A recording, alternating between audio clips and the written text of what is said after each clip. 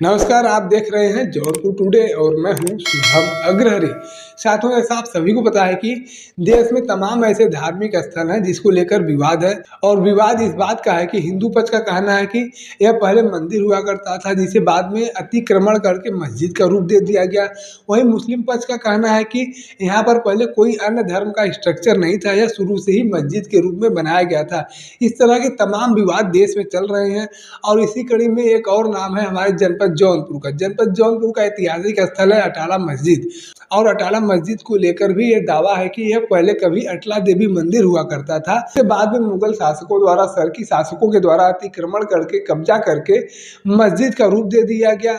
उस मस्जिद में आज भी हिंदू धर्म से जुड़े तमाम ऐसे निशान मिल जाते हैं जो कहीं न कहीं इस बात की ओर इशारा करते हैं कि यह कभी न कभी मंदिर हुआ करता था। चाहे वह त्रिशूल के निशान की बात किया जाए, चाहे वह कमल की फूल की बात किया जाए, चाहे कलश की बात किया जाए, ऐसे तमाम निशान आज भी उस मस्जिद में हैं जिसको लेकर हिंदू पक्ष की तरफ से दावा किया गया है और केस भी फाइल कर दिया गया है और कहा गया है कि यह कभी मंदिर हुआ करता था जिसे अब मस्जिद के रूप में कन्वर्ट कर दिया गया है।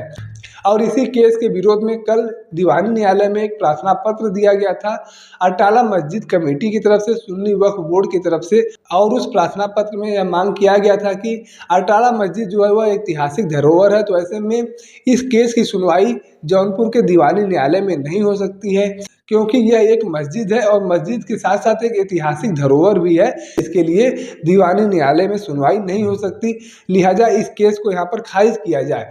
और इस प्रार्थना पत्र पर सुनवाई करते हुए कल दीवानी न्यायालय ने मुस्लिम पक्ष की मांग को खारिज कर दिया है। यानी कि ये कहा जा सकता है कि मुस्लिम पक्ष को एक बड़ा झटका लगा है क्योंकि मुस्लिम पक्ष चाहता था कि इस केस की सुनवाई न किया जाए, लेकिन दीवानी न्यायालय ने मुस्लिम पक्ष की मांग को खारिज कर दिया है।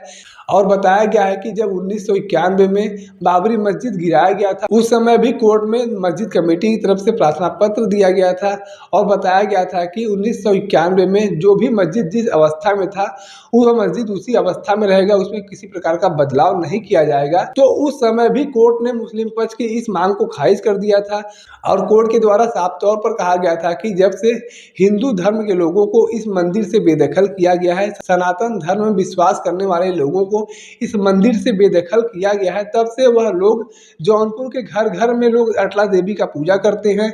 और यह जो मस्जिद का स्थान है यह वक्फ बोर्ड की संपत्ति नहीं हो सकती है क्योंकि यह मस्जिद जिसके द्वारा बनाया गया वह आक्रमणकारी थे। उन्होंने भारत पर आक्रमण किया था और किसी भी आक्रमणकारी के पास राइट टू क्लेम नहीं होता है जब तक कि उसके पास उस संपत्ति का मालिकाना हक न हो। शाहजहां के समय में हमारे यहाँ खतौनी सिस्टम आया था, इसके पहले हमारे यहाँ खतौनी सिस्टम भी नहीं था। तो ऐसे में उस समय उन्हीं लोगों की शासन थी और उन लोगों ने एक नया प्रावधान लाया था खतौनी सिस्टम, और उस प्रावधान में इन लोगों ने अपने नाम पर खतौनी बना लिया था। तो ऐसे में यह नहीं कहा जा सकता कि उन लोगों को राइट टू क्लेम का अधिकार मिल गया है। उन लोगों के द्वारा उस समय में अपने हिसाब से प्रावधान बनाया गया था और प्रावधान के हिसाब से उन लोगों ने अपना नाम दर्ज कर लिया था, जिसका यह मतलब नहीं होता है कि उनको अब राइट टू क्लेम मिल गया है, उस पर वो अपना अधिकार जमा लेंगे। अभी भी उनका कोई यहाँ पर मालिकाना हक नहीं था क्योंकि वह लोग आक्रमणकारी थे, उनका यहाँ पर कोई घर बार मकान नहीं था, वह यहाँ के रहने वाले नहीं थे। लिहाजा यह वक्फ बोर्ड की संपत्ति नहीं है और इसकी सुनवाई जौनपुर के दीवानी न्यायालय में हो सकती है।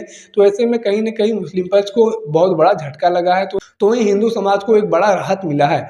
बाकी इस पूरे विवाद को लेकर आप अपनी क्या राय रखते हैं कमेंट करके जरूर बताएं। अगर वीडियो को आप फेसबुक पर देख रहे हैं तो पेज को फॉलो करें, यूट्यूब पर देख रहे हैं तो चैनल को सब्सक्राइब करना ना भूलें। धन्यवाद।